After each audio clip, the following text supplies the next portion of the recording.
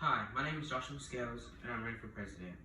But before I start talking about anything, I would just first like to do my favorite poem called First They Came. It's by Pastor Martin N. And it says, First they came for the socialists, and I did not speak out because I was not a socialist. Then they came for the trade unionists, and I did not speak out because I was not a trade unionist. Then they came for the Jews, and I did not speak out because I was not a Jew. Then they came for me, and there was no one left to speak for me. I read this to you all today because I wanted to represent that just because it's not you, take the spot of someone else's shoes. Whether you're the one being discriminated against or being racially unjustified against, you should still stand up for others, because at the end of the day, you never know when you might need someone else to stand up for you. If we don't speak out against the things that we know are wrong, then we fall for everything because we never stood up for anything. In 2020, a man named George Floyd was a victim of systemic racism. He was killed by a police officer that kept his knee on his neck. And people try to say that he was a thug, but I don't see it that way.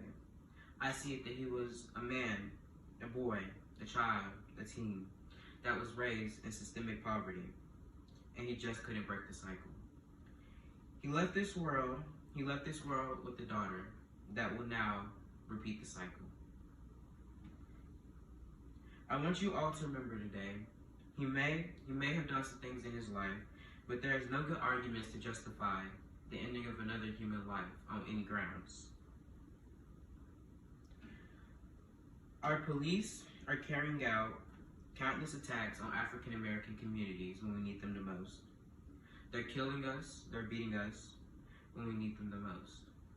So whether you live in the suburbs or whether you live in an apartment, stand up for the things that you know are right. And it's my duty as president, I would like to make a police reform. No longer can you work out of state and be a police in that state.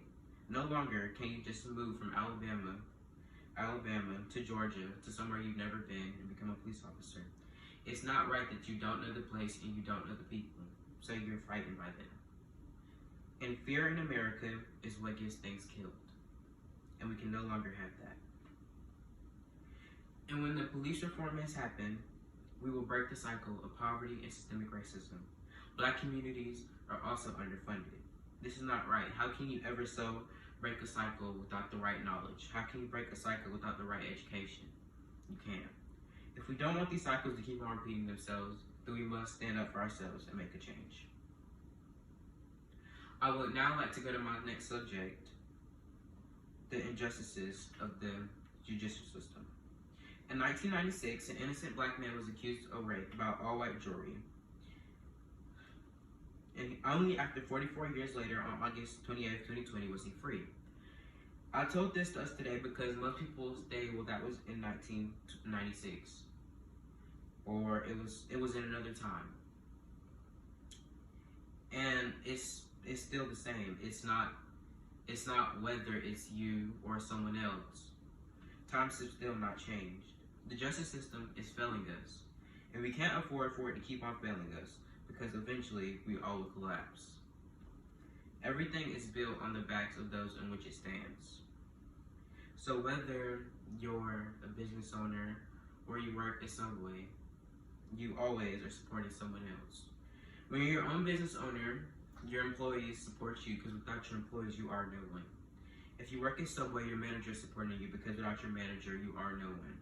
And without Subway, the manager is nothing, because without him, they don't get paid. So I want you to remember that people, even though you don't stand up for people sometimes, and you know it's wrong, that they're still supporting you. And I would like to start as president. And the first thing I would like to get rid of is bail. The rich should not be above the law. Getting out when you want to because you have money is not fair to the rest of us to spend our lives in prison for things we did not do. And my last thing I would like to touch upon is the American dream. But only it's not the American dream. Most Americans don't realize that they have the American dream. It's just day-to-day life. So this is what we're going to call the immigrant dream. Americans don't come over to America for the American dream. only an immigrant could dream of such a thing. But as we all live in America, we all know that the American dream is nothing but a dream. Immigrants coming over here wanting the American dream, but instead get the immigrant dream. Well, it's not a dream, it's a reality. The immoral containment of them in cages, like animals. Getting deported maybe because of something as small as a traffic ticket.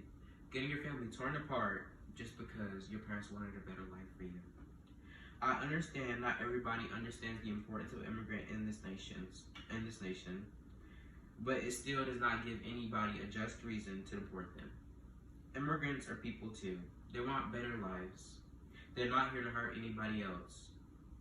They're not all the root to our problems. The root to our problems is social injustice. The biggest thing in America is racism. If we learn how to control it, and if we learn how to control racism, we would be much better off. And immigrants can come over here. Instead of getting the immigrant dream, they get the American dream. And I know some people still don't understand the concept of that, but immigrants are not what's tearing this nation down. They're what steadily is what's building it up. African Americans can't hold it on its own, and neither can white Americans.